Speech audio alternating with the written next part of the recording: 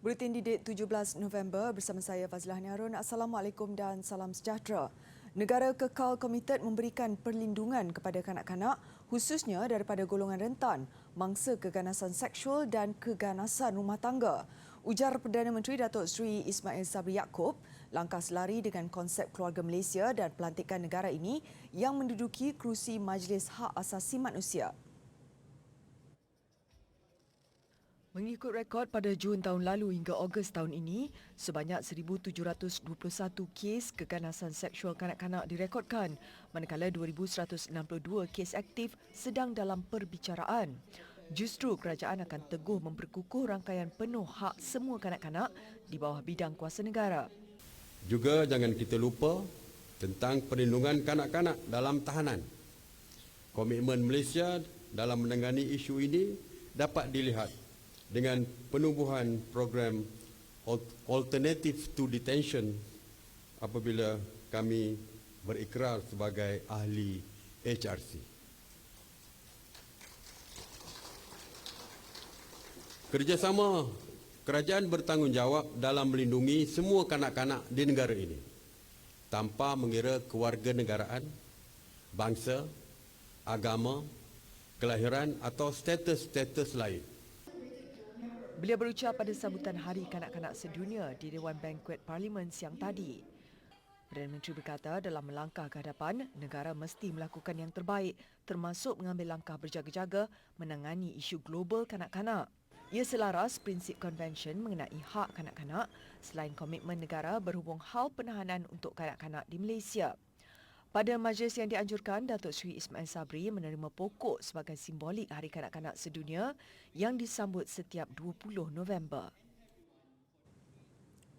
Melangkah ke usia remaja antara pengalaman yang bermakna dalam kehidupan seseorang. Dalam usia sebegini, remaja memerlukan tenaga dan nutrien yang mencukupi bagi menjalani kehidupan yang aktif. Pengambilan makanan yang sihat dan seimbang adalah antara cara memenuhi keperluan tersebut. Bagaimanapun, terdapat segelintir remaja yang kurang memberi perhatian terhadap soal kesihatan dan pemakanan. Menurut pakar perunding dietetik Profesor Madya Dr. Hazrin Abdul Majid, dalam program Membina Juara Didik TV, 1 daripada 4 remaja atau 25% remaja di Selangor, Perak dan Putrajaya didapati berlebihan berat badan. Antara isu nutrisi lain termasuk terlampau kurus, anemia dan tidak mengambil sarapan pagi. Makanan yang sedia ada tu kadang-kadang back to knowledge. Kita tak tahu apa benda yang kita bekalkan tu mungkin bagi dia, dia rasakan sediakan nugget dalam air fryer tu sihat. Tetapi dia lupa yang benda tu continuously adalah makanan terproses. Jadi dia kurang peimbangan dari segi karbohidrat, protein, fat dia semua. Mungkin itu selalunya ibu bapa yang terlepas pandang. Mungkin. Tambahnya kebiasaannya ibu bapa tidak begitu mementingkan komposisi pemakanan yang dibekalkan kepada anak-anak asalkan mereka kenyang. Dr. Hazrin turut menekankan bahawa perut kenyang tidak semestinya makanan yang diambil itu sihat buat anak-anak. Itulah pemikiran ibu bapa yang perlu diubah sekiranya mereka inginkan anak-anak khususnya remaja dibekalkan nutrisi yang mencukupi. Jelasnya, kalori yang diperlukan bagi remaja berbeza mengikut tahap umur dan jantina. Bagi remaja lelaki umur 10 hingga 12 tahun memerlukan lebih 1,400 kalori sehari, manakala umur 15 ke 17 tahun memerlukan lebih 1,900 kalori dan 18 ke 20 tahun ke atas pula lebih 2,050 kalori sehari. Bagi remaja perempuan pula umur 10 hingga 12 tahun memerlukan antara 1,250 ke 1,350 kalori sehari. Manakala umur 15 tahun ke atas memerlukan kira-kira 1,750 kalori serta penambahan mikronutrien bagi mengelak daripada kekurangan zat besi. Dan umur 18 tahun ke atas pula lebih 1,800 kalori sehari. Dalam pada itu, tempoh yang paling penting untuk mengutamakan nutrisi harian adalah semasa anak dalam kandungan sehingga 2 tahun dan semasa waktu remaja. Sebagai usaha memberi pendedahan dan pengetahuan baru kepada masyarakat dalam bidang kejuruteraan, Dewan Bahasa dan Pustaka DBP menganjurkan program Bual Bicara Cendekia navigasi satelit secara dalam talian. Ia juga bertujuan memperjelaskan konsep sains, teknologi dan kejuruteraan dalam aspek bahasa. Menurut Profesor Madya Dr. Muhammad Faiz Mansur dari Jabatan Kejuruteraan Elektronik dan Sistem Fakulti Kejuruteraan Universiti Kebangsaan Malaysia, pengalaman belajar di negara asing sedikit sebanyak membantunya bersikap terbuka dalam memahami ilmu kejuruteraan. Jika kita lihat tentang penggunaan bahasa Melayu dalam bidang sains dan teknologi, apa yang saya boleh belajar daripada negara Jerman ialah warga mereka begitu berbangga dengan penggunaan bahasa tempatan dalam pengajian sains dan teknologi. Kita lihat hampir kesemua program sarjana muda diadakan dalam bahasa Jerman dan mungkin kelonggaran diberikan bagi program sarjana dan doktor falsafah. Tambahnya, perkara tersebut boleh diguna pakai di negara kita sendiri supaya pelajar dapat merasa lebih dekat dengan kursus yang diambil, terutamanya teknologi. Namun, ada yang berpendapat bahawa penggunaan bahasa kebangsaan bagi bidang teknologi yang terkini agak asing dan janggal. Perkara ini adalah perkara yang sama bagi semua bahasa. Jadi kita lihat bila ada teknologi baru yang terhasil, setiap bahasa perlu mencari perkataan untuk menerangkan teknologi tersebut. Sebagai contoh, dalam bahasa Inggeris kita ada selfie. Di bahasa Melayu kita ada swafoto. Jelasnya, apa yang paling penting ialah penggunaan perkataan itu boleh diperluaskan sekaligus membolehkan orang ramai tidak lagi berasa asing menggunakan perkataan baharu untuk menerangkan teknologi terkini.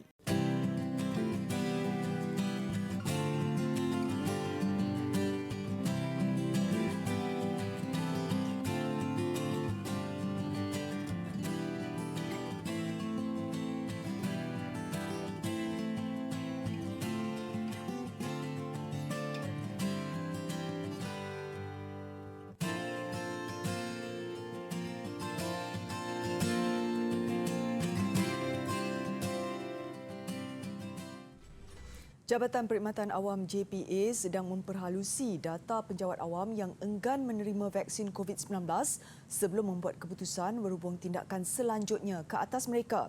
Pihaknya juga sudah meminta laporan dari Ketua Jabatan bagi mendapatkan jumlah sebenar penjawat awam yang menolak vaksin.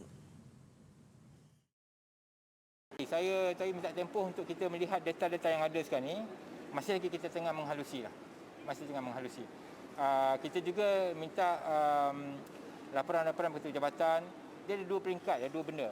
Satu, actually dari segi bilangan yang belum vaksin. Nombor dua is bagaimana mereka menangani bilangan yang masih belum divaksin. Dengan keperluan untuk mereka ni berterusan memberikan perkhidmatan.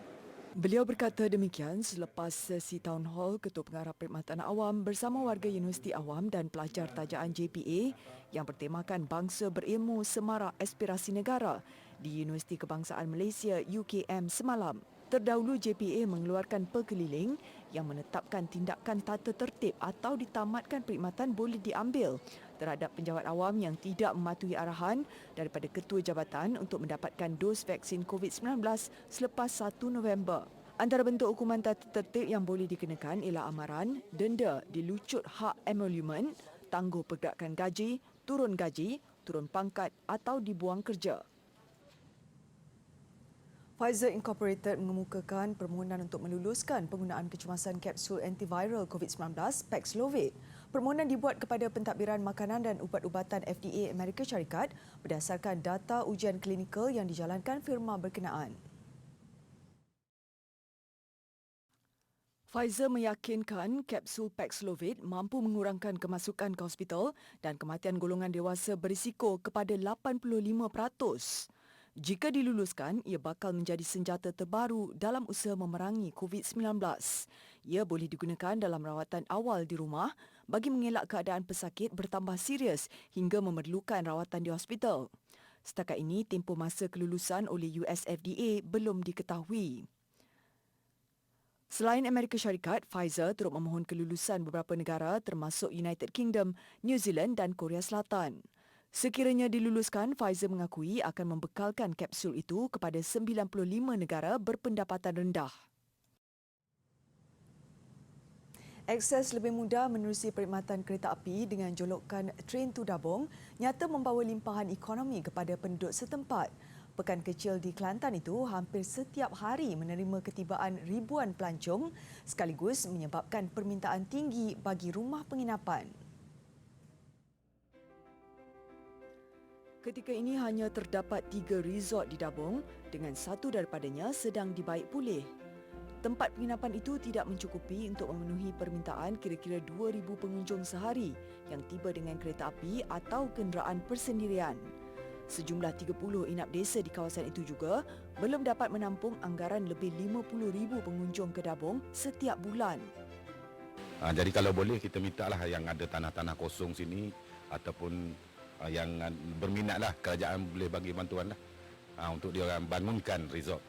Cuma seperti di Gua Ikan tu kita masih belum ada resort lagi. Memang kita dekat sini kedatangan pelancong memang tinggi, jadi memang kita tak cukup resort. Sebab tu saya pun tengah tambah bilik lagi. Sebab permintaan kalau hujung minggu saya pun memang full, dekat 2 resort lagi memang full.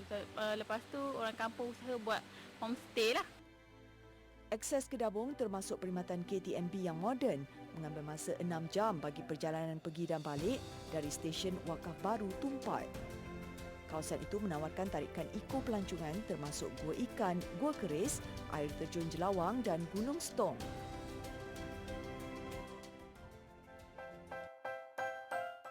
Berikut adalah lanjutan tarikh permohonan kemasukan murid dan tarikh semakan pusat bagi pentaksiran kemasukan ke Sekolah Khusus PKSK Kementerian Pendidikan Malaysia bagi tahun 2022. Semakan pusat PKSK boleh dibuat melalui laman web yang tertera.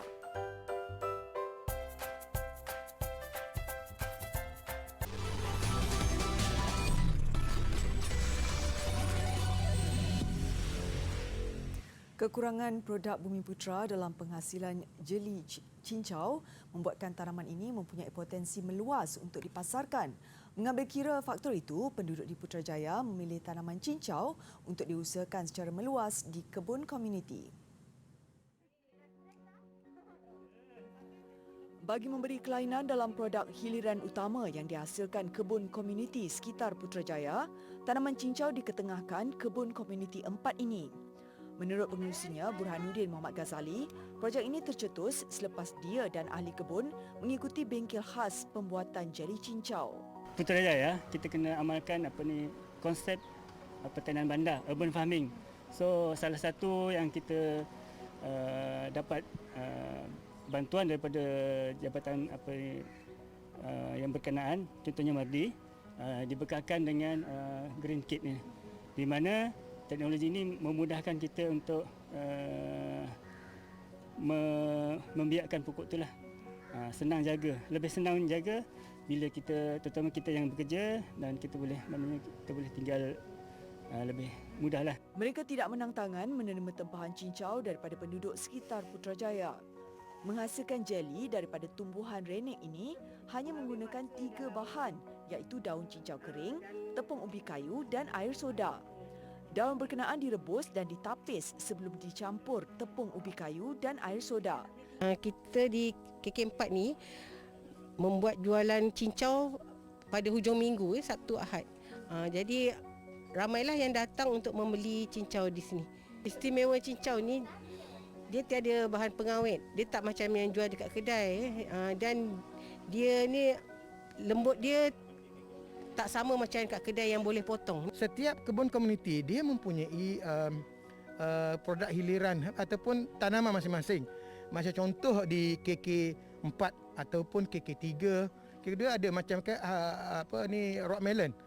Dan ada juga yang buat cili, segala-galanya petani. Tapi produk hiliran dia orang ada signature masing-masing. Macam contoh di KK4 ni cincau.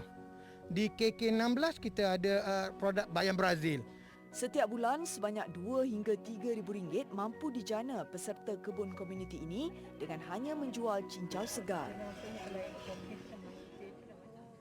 Seterusnya di Shanghai, China, memiliki kerjaya di syarikat Fortune 500 dan berpendapatan lumayan tidak semestinya menjamin kepuasan dan kebahagiaan. Bagi Hu Xigin, dia berasa kehilangan sesuatu lalu bertindak meninggalkan bandar besar dan berhijrah ke kampung. Kisah Hu ini bukanlah asing, malah kini wujud gerakan berhijrah keluar bandar dalam kalangan golongan muda profesional di China. Jutaan milenial di China kini semakin lelah dengan gaya hidup moden yang perlu bekerja terlalu lama dan gaji rendah, kesesakan kota serta kos sara hidup yang tinggi. Ini ditambah dengan tekanan ibu bapa yang mahukan anak-anak berkeluarga dan berkerjaya. Lalu mereka memutuskan untuk menikmati gaya hidup ringkas dan organik di luar bandar. 包括跟我类似的人，他们会觉得这些物质上的享受感觉刺激不了自己，就是得不到一些内心上的满足。这个时候就会去想，那我到底生活的动力是什么？ Hu dahulunya bekerja dalam sektor pemasaran dan rangkaian bekalan untuk jenama kosmetik dan sukan. Kini dia menanam ubi keledek, kacang panjang dan sayuran lain di Chongming bersama rakan-rakannya. Salah seorang daripadanya, Liang Puna, 34 tahun. 现在我们这一代人呢，我觉得压力真的太大了。如果你而且一直在城里面的话，就是你看不到另外一种选择。我觉得他们就是因为周围的人也在说你要买房，你要结婚，你要买车，这就是成功的标志。你好像没有。 Tidak tahan dengan itu, bekas eksekutif pengiklanan ini berhijrah keluar bandar dan menjalani kehidupan lebih lestari, sihat dan aman. Menurut kerajaan China, kira-kira 20 juta rakyatnya telah menyertai gerakan petani baru. Ada juga yang memiliki jutaan pengikut di media sosial dan berkongsi gaya hidup organik itu dengan mereka. Haiwan bantu bersihkan bandar. Itulah kepentingan keldai di Kota Tua Mardin, Turki. Sekumpulan keldai memulakan hari bersama pekerja pembersihan mengutip sampah di sekitar bandar itu. Difahamkan penggunaan keldai ini sudah berkurun lamanya kerana mudah melepasi lorong-lorong sempit di laluan berbukit. Malah perlu memanjat sekurang-kurangnya 150 anak tangga setiap hari. Seperti manusia, haiwan ini bekerja 8 jam sehari dengan waktu rehat selama sejam pada tengah hari. Menariknya, sebaik tamat tugas pada waktu petang, keldai-keldai ini berehat dengan iringan müzik klasik. Bir de ayrıyeten biz burada müzik sistemi kurmuşuz. Yani akşamları 1-2 saat müzik sistemi var içeride. Klasik müzik, ondan sonra Türk halk müziği, bazı müzik türleri var. En çok hangi müziği seviyorsun? Beethoven. Beethoven. Evet. Tambahnya, keldai juga adalah haiwan pintar yang mudah mengingati arah perjalanan tanpa perlu panduan manusia. Dengan populasi 60,000 penduduk, Mardin mengeluarkan hampir 10 tan sampah setiap hari. Justru khidmat keldai sangat dihargai dan dipelihara khas oleh beberapa penjaga dan doktor haiwan.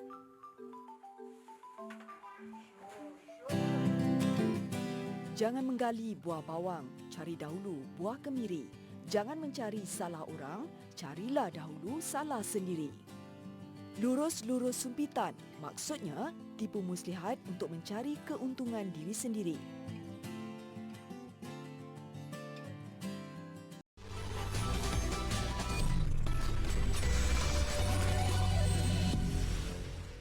Sukan, Kementerian Pengajian Tinggi KPT hari ini melancarkan saingan Piala Pra-Universiti 2021 bagi memulakan program transformasi bola sepak di Institusi Pengajian Tinggi IPT. Edisi sulung ini menyaksikan 4 pasukan mengambil bahagian menampilkan pemain-pemain elit Akademi Moqtada Hari. Sebagai objektif bagi pembangunan belia di bawah 17 tahun bermain secara kompetitif, kejohanan sulung ini dijadual berlangsung di Akademi Moqtada Hari AMD Gambang Pahang 22 hingga 27 November ini. AMD akan diwakili 2 pasukan selain Akademi Bola Sepak Felda dan Pasukan Bola Sepak Universiti Malaysia. Menyempurnakan majlis pelancaran ialah timbalan Ketua Setiausaha Dasar KPT, Dr. Muhammad Zabri Yusof. Beliau optimis kejohanan sebagai platform terbuka kepada pemain yang bakal bergraduan untuk diintai mana-mana pasukan atau klub bagi menyambung kerjaya dalam sukan bola sepak. KPT turut mencatat sejarah apabila melancarkan Persatuan Bola Sepak Universiti Malaysia MUFA yang diluluskan pendaftarannya oleh Pejabat Pesuruhjaya Sukan PPS. Badminton Masters Indonesia, cabaran Malaysia pada acara perseorangan berakhir selepas tewasnya Liu Darren petang tadi. Liu kalah kepada pemain India SH Pranoy pada pusingan pertama 20-22, 19-21. Namun semangat negara tetap berkorbar dengan kejayaan beberapa pemain yang layak ke pusingan kedua. Antara yang mara pasangan Aaron Chia dan Soh Woo Yik. Bagaimanapun, mereka terpaksa berempas pulas sebelum mengatasi beregu England Ben Lane Sean Vandy 11-21, 21-15, 21-18. Pusingan kedua esok, Aaron dan Woo Yik menentang gandingan tuan rumah Panja Aji Siloka Diadara dan Brian Sydney Elohim. Turut ke pusingan kedua beregu wanita Perlitan dan Antina. Mereka bagaimanapun terpaksa menyingkirkan rakan senegara yang juga pasangan profesional Vivian Hu Lim Chiu Sen. Perli dan Tina bakal menentang beregu tuan rumah Fitriani dan Yulia Yosefin Susanto. Laluan lebih mudah buat beregu campuran profesional negara. Mereka hanya memerlukan 24 minit untuk menyingkirkan pasangan Jerman. Menanti Sun Huat dan Siobhan nanti lawan dari Hong Kong Tan Chun Man Se Yin Sweat. Kesayangan hoki Piala Tun Abdul Razak, perlawanan peringkat kedua wanita berlangsung hari ini menyaksikan juara bertahan Pahang menewaskan Selangor. Manakala Kedah dan Melaka sama handal apabila perlawanan berakhir dengan keputusan seri.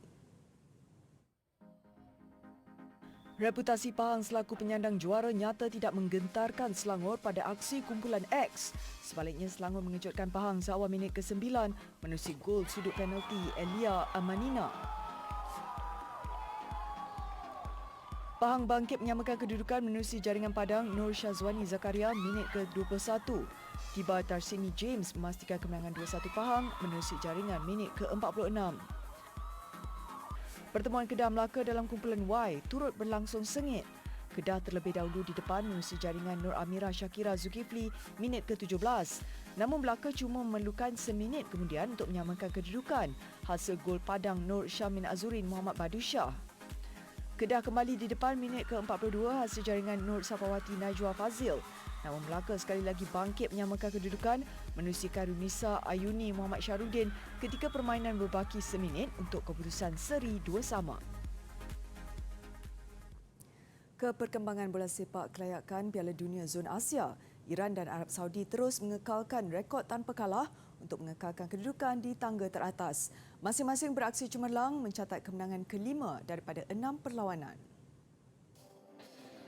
Pada saingan kumpulan A, Iran berdepan Syria di Stadium King Abdullah di Amman, Jordan. Disaingi hebat Syria sebaik permainan bermula, Iran memecah kebuntuan gol menerusi Sadar Azmaun pada minit ke-33. 3 minit sebelum rehat, Iran mengukuhkan kedudukan hasil sepakan penalti Ehsan Haji Safi. Minit-minit akhir permainan, gawang Syria bocor lagi apabila Ali Ghozdizadeh menjadikan gol ketiga Iran. Selepas 16 perlawanan, Iran mengumpul 16 mata untuk kedudukan teratas kumpulan A.